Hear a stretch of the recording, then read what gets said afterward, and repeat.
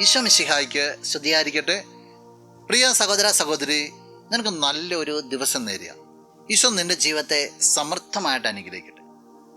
വിശുദ്ധ മർക്കോസ് അറിയിച്ച സുവിശേഷം 4-ാം അധ്യായം 21-ാം തിരുവചനം. അവൻ അവരോട് പറഞ്ഞു, വിളക്ക് കൊണ്ടുവരുന്നത് പറയുടെ കീഴിലോ കട്ടിലിൻ്റെ അടിയിലോ വയ്ക്കാനാണോ, പീഠത്തിന്മേൽ വയ്ക്കാനല്ലേ? ഒരു വിളക്ക് കത്തിച്ച് വയ്ക്കുന്നത് അതിനൊരു ഉദ്ദേശമുണ്ട്. അത് പ്രകാശം പരത്തുക എന്നുള്ള. പ്രകാശം പരത്തണമെങ്കിൽ അതിന് പറ്റിയ ഒരു സ്ഥലത്തായിരിക്കണം. നിന്റെ ജീവിതത്തിനൊരു ഉദ്ദേശമുണ്ടെന്ന കർത്താവ് പറയുക. അത് ദൈവം ആഗ്രഹിക്കുന്ന സ്ഥലത്ത് നീ ആയിരിക്കണം. അവിടെ നിന്നുകൊണ്ട് ദൈവം ആഗ്രഹിക്കുന്ന ഫലം പുറപ്പെടുവിക്കണം.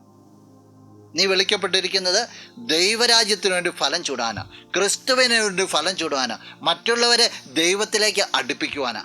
അതിന് ദൈവം നിർദ്ദേശിക്കുന്ന സ്ഥലത്ത് നീ ആയിരിക്കണം. എവിടെയെങ്കിലും ആയിരുന്നാൽ പോരാ. ദൈവത്തിനൊരു പദ്ധതിയുണ്ട്. ക്രിസ്ത്യാനിയുടെ ദൗത്യം എന്ന് പറയുന്നത് ദൈവിക പദ്ധതിക്കനുസരിച്ച് ഉയർന്ന് ദൈവം ഇരുത്തിയെടുത്ത് ആയിരിക്കുക എന്നുള്ള. അവിടെ ഇരുന്നുകൊണ്ട് പ്രകാശം വരുത്തുക. അങ്ങനെ പ്രകാശം വരുത്തുവാൻ, മറ്റുള്ളവർക്ക് നന്മയായി ജീവിക്കാൻ നിനക്ക് സാധിക്കട്ടെ. നമുക്ക് പ്രാർത്ഥിക്കാം. കണ്ണുകൾ അടച്ച് കരങ്ങൾ കൂപ്പാം. നല്ലവനായ കർത്താവേ, നിന്നെ അങ്ങ് സ്തുതിക്കുന്നു, ആരാധിക്കുന്നു, മഹത്വപ്പെടുത്തുന്നു.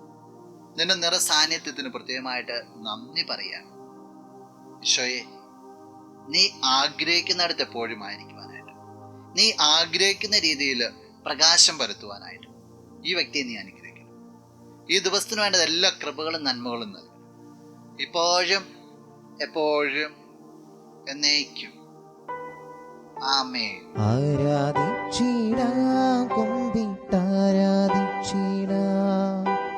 ആരാധിക്കുമ്പോൾ അപദാനം പാടിടാം.